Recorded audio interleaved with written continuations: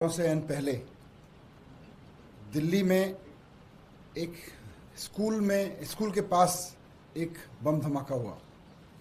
रोहिणी इलाके में हुआ ये बम धमाका बहुत चिंता करने वाला है कि त्योहारों से एन पहले, जब त्योहारों के अवसर पर लोग जगह जगह असेंबल हो रहे हैं, मार्केट्स में भीड़ है, बहुत सारी एक्टिविटीज़ हो रही हैं, दिवाली मिलन चल रहे हैं अलग अलग जगहों पे, वैसे भी मार्केट्स में लगातार भीड़ बढ़ रही है और बढ़ेगी। वैसे में दिल्ली में एक धमाका होना ये बताता है कि हमारी केंद्र सरकार किस तरह से हाथ पे हाथ रख के बैठे हुई है। उनको दिल्ली वालों की कोई चिंता नहीं है, कतई चिंता नहीं है। उनको दिल्ली की कानून व्यवस्था की, दिल्ली में लॉ एंड ऑर्डर की, दिल्ली में इंटेलिजेंस की उनको कोई चिंता नहीं है। पूरी तरह से ये केंद्र सरकार का फेलियर है। ये बताता है आज का ये धमाका, केंद्र सरकार की पूरी लापरवाही है दिल्ली के लोगों के प्रति। ये जो धमाका हुआ, इससे स्कूल की दीवार गिर गई, उसको नुकसान हो गया। मैं शुक्रगुजार हूं भगवान का कि आज छुट्टी का दिन था। अगर ये हादसा स्कूल के दिन हुआ होता तो सोचो क्या होता और क्या गुजरती उन बच्चों पर जो अपना भविष्य बनाने के लिए उन नन्हे नन्हे बच्चे, मासूम बच्चे वहां पे पढ़ रहे हैं। मैं सोच रहा था कि ये चिंता सिर्फ मेरी है आज इस धमाके की। मैं ही हिला हुआ हूं, डर रहा हूं। मुझे लगता है मेरे पास सुबह से कम 2 दर्जन लोगों के फ़ोन या मैसेज आए हैं।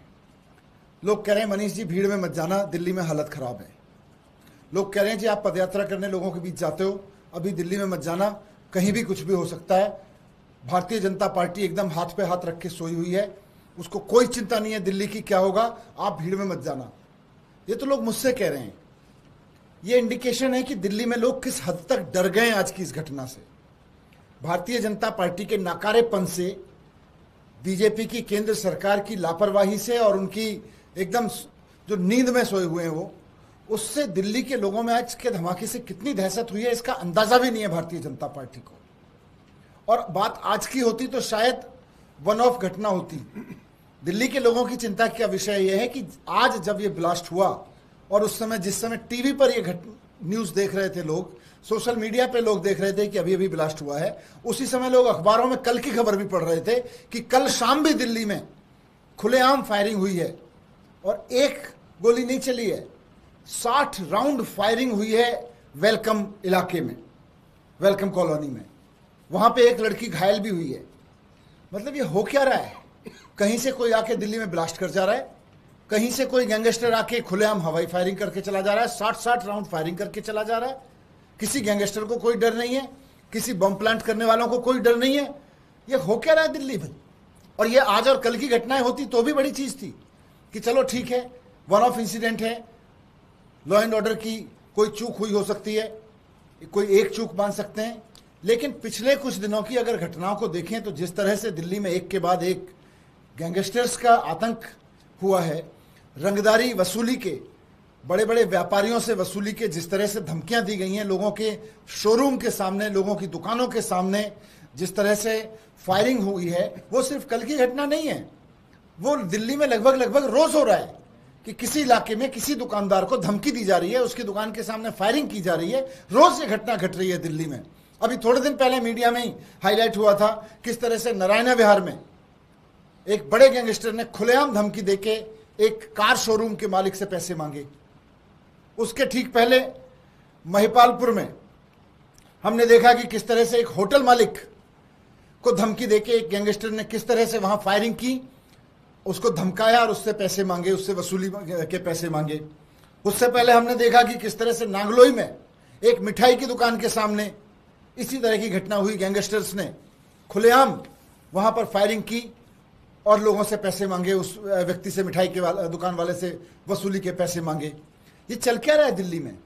केंद्र सरकार को जरा अंदाजा भी है कि उसके जिम्मे क्या है? भारतीय जनता पार्टी को जरा भी आभास है कि दिल्ली के लोगों ने उसको लॉ एंड ऑर्डर की जिम्मेदारी दी हुई है? दिल्ली की लॉ एंड ऑर्डर की जिम्मेदारी भारतीय जनता पार्टी की है। दिल्ली पुलिस भारतीय जनता पार्टी के हाथ में है।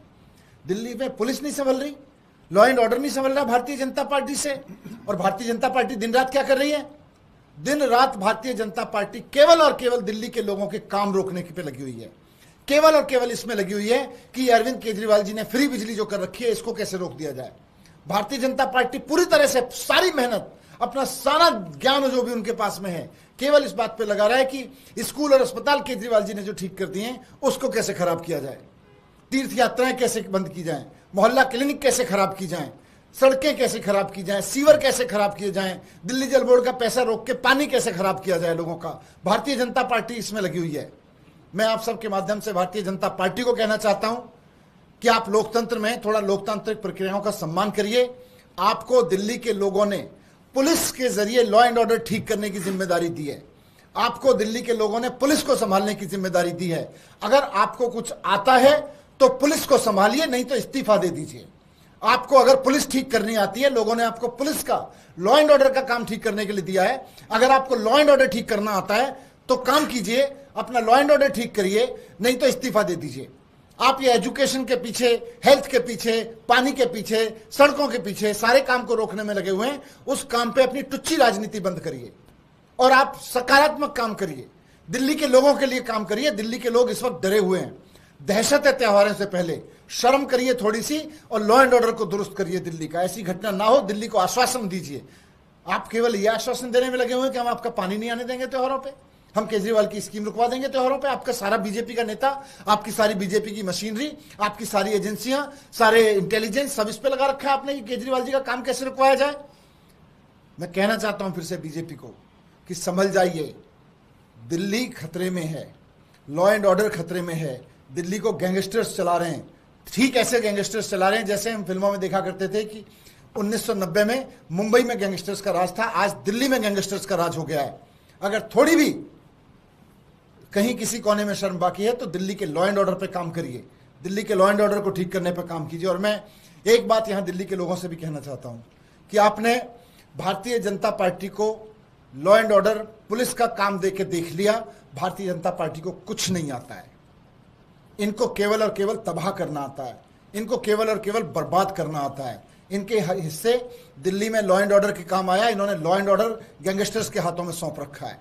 अगर गलती से आने वाले चुनाव में भारतीय जनता पार्टी को आपने वोट दिया तो आने वाले समय में ये स्कूलों का भी यही हाल करेंगे जो इन्होंने आज लॉ एंड ऑर्डर का किया है। आने वाले समय में ये बिजली का, पानी का, स्कूलों का, अस्पतालों का, सारी चीजों का जो आपको केजरीवाल जी दे रहे हैं, जो केजरीवाल जी की गवर्नेंस की बात है, ये सब पे यही हाल करेंगे जो इन्होंने लॉ एंड ऑर्डर का किया है। तो मैं लोगों से भी कहता हूं कि इनके प्रति आगाह रहिए। लेकिन अभी तो त्योहार हैं, सब लोग डरे हुए हैं। जब मेरे जैसे आदमी को दर्जनों लोग फोन करके, SMS करके कह सकते हैं कि आप घर पे सेफ रहिए, आप बाहर सेफ नहीं है, इस वक्त मार्केट में भीड़ है, मार्केट सेफ नहीं है, मार्केट्स में बड़े घटनाओं की तैयारी कर रखी है, और लोग कह रहे हैं कि पुलिस भारतीय जनता पार्टी के कहने पे एकदम आराम से बैठी है, कोई उसको इंटेलिजेंस का काम नहीं करना, कोई उसको लॉ एंड ऑर्डर का काम नहीं करना। तो मैं यही कहूंगा कि हम सब खतरे में हैं, दिल्ली खतरे में है, भारतीय जनता पार्टी की वजह से, उनकी लापरवाही, उनके फेलियर की वजह से खतरे में है। संभल जाएं, संभाल लें दिल्ली को, नहीं तो बहुत बुरा वक्त आ सकता है। मैं सौरभ जी से कहूंगा वो भी कुछ रखें इसमें। धन्यवाद मनीष जी। दिल्ली में भारतीय जनता पार्टी की केंद्र सरकार के अधीन दो ही काम है। पुलिस का क्या हाल है और दिल्ली की कानून व्यवस्था का क्या हाल है वो मनीष जी ने बताया। दूसरा ट्रैफिक पुलिस, दिल्ली में ट्रैफिक का क्या बुरा हाल है मुझे बताने की जरूरत नहीं है। लंबे लंबे जैम लग रहे हैं, ट्रैफिक पुलिस नदारद है। कोई प्लानिंग त्योहार के मौसम की LG साहब और केंद्र सरकार ने नहीं की। तीसरा डीडीए के विषय में तो क्या कहें, वाइस चेयरमैन और LG साहब दोनों के ऊपर सुप्रीम कोर्ट के अंदर 1100 पेड़ गैर कानूनी ढंग से काटने के लिए कंटेम्प्ट प्रोसीडिंग चल रही है। LG साहब से भी कहा गया है कि आप अपना हलफनामा दीजिए। तो केंद्र सरकार और उनके नुमाइंदे, दिल्ली के LG पूरी तरीके से अपने दिए हुए कामों में फेल हैं। अपनी रिपोर्ट कार्ड में भारतीय जनता पार्टी की केंद्र सरकार फेल है। सवाल एक बार बार मेरे दिमाग में आ रहा है, कहीं पे पानी भर जाए तो LG साहब सब पत्रकारों को लेके वहां सीवर का मुआयना करने जाते हैं। कहीं सड़क खराब हो जाए तो आप सबको लेके उस सड़क का मुआयना करने जाते हैं। कल दिल्ली की वेलकम कॉलोनी में 60 राउंड फायरिंग हुई है दो पक्षों के बीच में। एलजी साहब कहाँ हैं? ये सवाल मेरे मन में बार बार आ रहा है। आज दिल्ली में बॉम्ब ब्लास्ट हो गया, एलजी साहब कहाँ हैं? मेरी जानकारी में एलजी साहब दिल्ली में नहीं हैं। कुछ दिनों पहले भी वे विदेश यात्रा पे गए थे। क्यों ये बात चुनी हुई सरकार और मीडिया से छिपाई गई, मुझे नहीं मालूम। पिछले कई दिनों से एलजी साहब गोवा में हैं।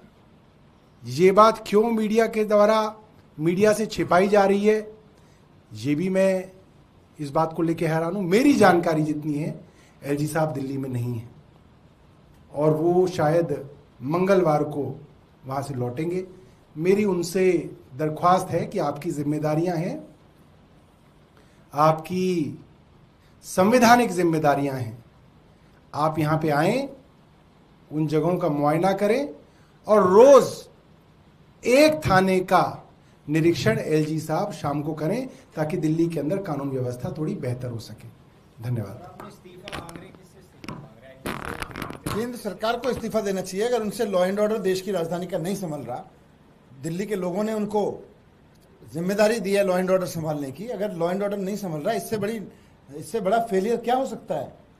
ब्लास्ट हो रहे हैं, गैंगस्टर वॉर हो रही है, रोज कुछ ना कुछ इस तरह की घटनाएं हो रही हैं। क्या हो रहा है देश की राजधानी में?